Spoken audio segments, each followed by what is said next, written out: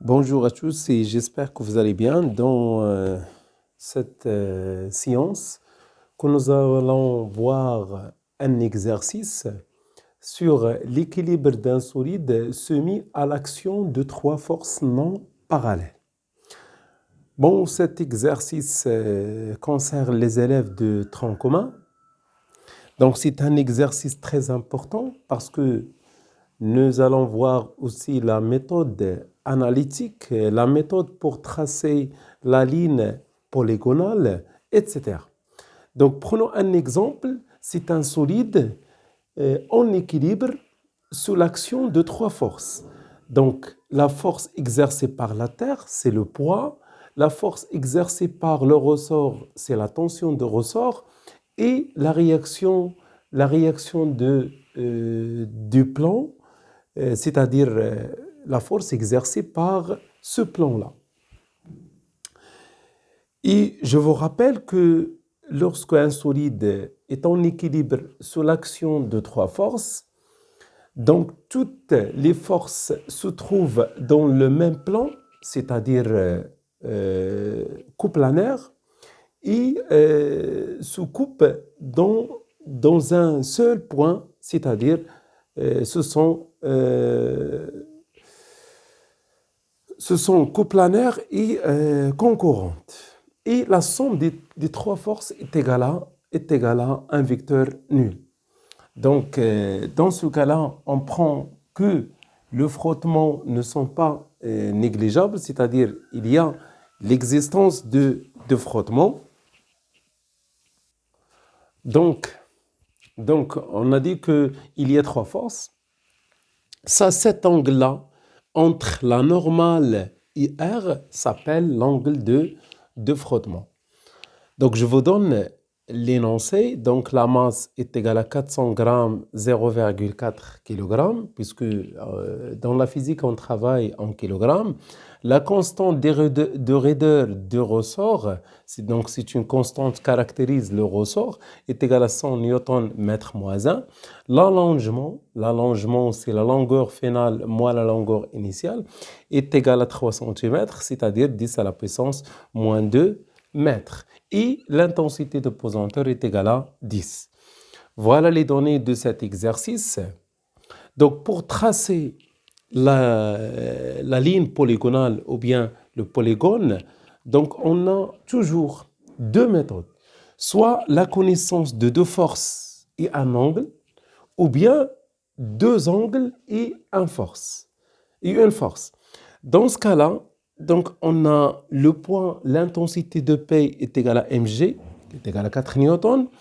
L'intensité de la tension de ressort K delta L est égale à 3 newtons. Donc on a connu deux forces et l'angle entre la ligne d'action de P et la ligne d'action de T, c'est 90, puisque l'angle formé entre P et T est égal à 90. Et l'échelle pour tracer la ligne polygonale, on choisit par exemple 1 cm représente 1 newton, c'est-à-dire que P représente 4 cm, de même pour T est égal à 3 cm. Voilà, on commence toujours par une force, par exemple on prend P, donc représente 4 cm,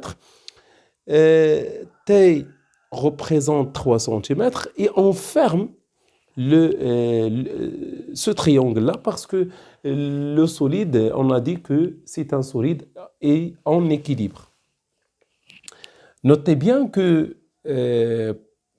lorsqu'on trace cette ligne, donc toujours on va respecter l'orientation, c'est-à-dire le sens et la direction de chaque force. Par exemple, T dirigé vers la gauche, voilà, P dirigé vers le bas, et on ferme pour trouver R.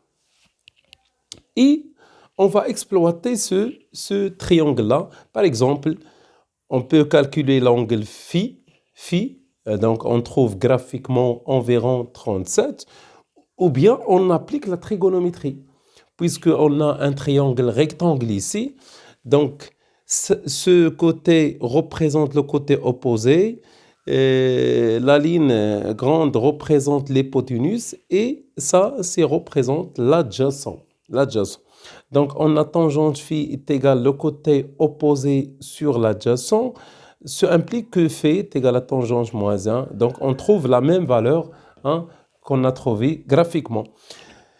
R, on peut déterminer R graphiquement. On mesure à l'aide d'une règle cette distance. On trouve environ 5 cm, c'est-à-dire que 5 cm, c'est-à-dire 5 newtons, ou bien on applique le théorème de Pythagore. Donc, on a R au carré est égal à P au carré plus T au carré. Ça implique que R est égal à la racine de cette valeur plus cette valeur, ce qui donne 5 newtons environ, ou bien graphiquement. Phi représente l'angle de frottement statique et tangente de phi représente le coefficient de frottement. Donc, on peut vérifier la valeur de R en appliquant la méthode analytique, ce que je viens de faire tout de suite. Donc, revenons à cet exercice. Bon, qu'est-ce que je viens de dire? C'est que lorsqu'on applique ce qu'on appelle la méthode analytique, donc méthode analytique. La méthode analytique consiste à trouver la composante horizontale et la composante verticale de chaque force. Donc, on va faire la translation de ces forces-là. Donc, on a P, on a T et on a R. Et on a dit que lorsque les frottements existent, donc R, il a deux composantes. La composante tangentielle, RT, ou bien la force de frottement, et la composante normale, Rn. Et cet angle-là représente l'angle de frottement. On va faire la projection de chaque force. Bon, Px, c'est la projection de P suivant X. Puisque P avec X sont perpendiculaires, donc la projection de P suivant X c'est 0. Py, c'est la projection de P suivant Y, puisque Y et P sont parallèles, mais de sens opposé. Donc, la projection de P suivant Y, c'est moins P. Tx, c'est la projection de T suivant X. T et X sont parallèles, mais de sens opposé, c'est moins T. Ty, c'est 0, puisque T est perpendiculaire avec l'axe des Y, ce qui donne 0. Fx, donc Fx, c'est la projection de F suivant X. Ils sont parallèles, mais de même sens, donc ce qui donne F. Fy, 0. Rnx, c'est 0, puisqu'il est perpendiculaire. Rny, c'est Rn. Donc, faites attention, lorsque on a les frottements, donc au lieu de projeter, faire la projection de R, on va faire la projection de F et Rn, puisque R, grand R, c'est F plus Rn. Donc, la projection de R, c'est la projection de F plus Rn. Puisqu'on a un solide est en équilibre, donc on va faire la somme des X. Donc, Px plus Tx plus Fx plus Rnx est égal à 0. Donc, ce qui donne 0 moins T plus F est égal à 0. De même pour Y. Py, c'est moins P, plus Ty, 0, Fy, 0, plus Rn est égal à 0. Donc, on trouve F est égal à T, la force de frottement, et on trouve la composante normale est égale à P.